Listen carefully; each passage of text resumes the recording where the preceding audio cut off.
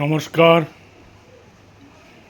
SFI CPM এসএফআইদের একটা নীতি ছিল, রাজনীতিক এদের একটা আন্দোলন করার একটা নীতি ছিল। এখন দেখলাম কর্কশ মরকস যত চুরচুরটা নিয়ে মিছিলে গেল, ওরা আন্দোলন করছে দিল্লিতে, তাতে তো দেখলাম এদের নীতিটাই নষ্ট করে দিল। এসএফআইয়ের যে একটা আন্দোলন ছিল সারা ভারতবর্ষ দেখতো, এখন তো এসএফআইকে মানে এত বাজে চোখে নিচ্ছে মানুষ, মানে এসএফআইয়ের কোনো নীতি নেই। আজকে খরগোশ মরগোশ সবাইকে নিয়ে কর্কশ কি দল একটা বের হয়েছে, কোনো দল তো না, একটা নাম দিয়ে বের হয়েছে, কিন্তু অন্য কোনো লোক খাচ্ছে না। এসএফআই খাচ্ছে না, সিপিএম খাচ্ছে না, তৃণমূল খাচ্ছে না, কংগ্রেস খাচ্ছে না, এখন খরগোশকে নিয়ে আসছে। তে আজকে বলবো এসএফআইকে, আপনারা প্রতিবাদী ঠিক আছে, নেট পরীক্ষার বিরুদ্ধে আপনারা প্রতিবাদী নামছে, ভালো কথা। পদত্যাগ চান, পদত্যাগের চান সে ঠিক আছে, কিন্তু শিক্ষামন্ত্রীর পদত্যাগ চান, ভালো কথা। আপনারা বাংলাদেশের খাওয়া পাকিস্তানের খাওয়া কেন খাচ্ছেন? আপনারা তো নিজেরা মরবেন সে আলাদা ব্যাপার, ভারতের লোককে মারবেন, ওইখানে কী প্রয়োজন দিয়ে দিচ্ছে কোনো গ্যারান্টি আছে? না, ওদের দেশেই খাওয়া নাই, পাকিস্তানে খাওয়া নাই, বাংলাদেশে খাওয়া নাই, ওদের খাওয়া নিচ্ছেন। তার উদ্দেশ্যটা কি বুঝতে পারছেন? রাজ্যবাসীকে বলছি, উদ্দেশ্যটা বুঝতে পারছেন? পাকিস্তানে খাওয়া নেই, বাংলাদেশে খাওয়া নেই, আর ওরা ভারতের এই উগ্র আন্দোলন চলছে, আজকে ভারত দখল করা যে আন্দোলন চলছে ওখানে খাওয়া পাঠাচ্ছে। তার মানে উদ্দেশ্যটা তো সবাই বুঝতে পারছে। আর চীনের থেকে আমেরিকাতে আসছে এখানে দলে যোগ দিচ্ছে। আজকে বুড়া বুড়া লোক, টুপি পরা লোকগুলো আসছে আগুন ধরাচ্ছে, আগুন জ্বলাচ্ছে। এটা আবার কোন ছাত্র? রাহুল গান্ধী কোন ছাত্র? আজকে এই যেগুলো বুড়া বুড়া লোক, এরা কোন কলেজে পড়ে, কোন ছাত্র? এসএফআইদের উদ্দেশ্যে বলছি।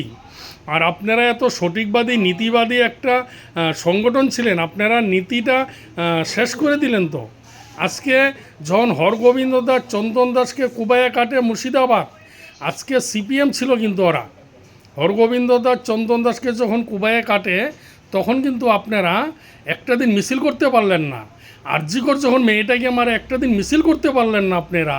দীপু দাস বাংলাদেশে যেহেতু জ্যান্ত লোকটাকে, মানে তাজা লোকটাকে উল্টা দিকে জুলাইয়া যখন আগুন দিল, সারা বিদেশে দুঃখ প্রকাশ করছে, মিছিল করছে, মম জ্বলাইছে। কিন্তু এসএফআইয়ের উদ্দেশ্যে বলছি, আপনারা কিন্তু দীপু দাসের হয়ে একদিন একটা র্যালি করতে পারেন নাই, একটা শোক প্রস্তাব করতে পারেন নাই, মম ধরাইতে পারেন নাই। হ্যাঁ, আজকে মমতা ব্যানার্জি ওই দিন দেখলাম মম হাতে নিয়ে।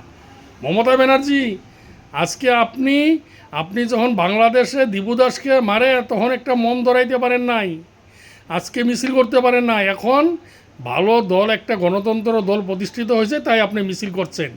এইটা যদি অন্য জামানা হতো পারতেন না।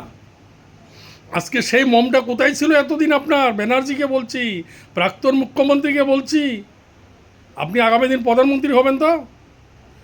আপনার চামচারা বলতেছে আমরা ওদের সাথে আছি, আমরা আগে আগে সাপোর্ট দিচ্ছি।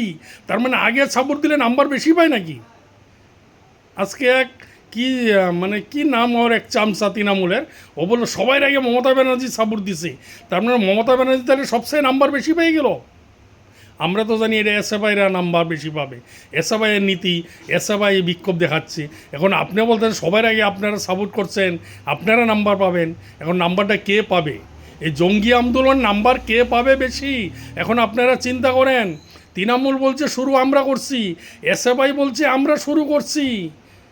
আজকে ঘুরে দিব, ভেঙ্গে দিব, মানে অনেক কিছু করবে। আজকে ভারত দখল করবে, পার্লামেন্ট দখল করবে, আজকে রাষ্ট্রপতি ভবন দখল করবে। আজকে দখল করা কেন আসছে? আপনারা বিক্ষোভ করেন সারা জীবন, বিক্ষোভ করে যান, আপনারা আন্দোলন করেন, দখল করার উদ্দেশ্যটা কেন?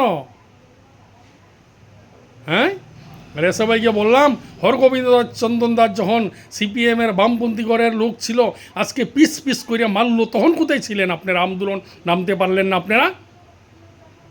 চন্দন দাস হরগোবিন্দ দাসের হইয়া একদিন মিছিল করতে পারলেন না? দীপু দাসের হয়ে একদিন মিছিল করতে পারলেন না? একটা মম র্যালি করতে পারলেন না? জানাই, ধিক্কার জানাই আপনাদেরকে। ছি, জয় শ্রীরাম, ভারত মাতা কি জয়।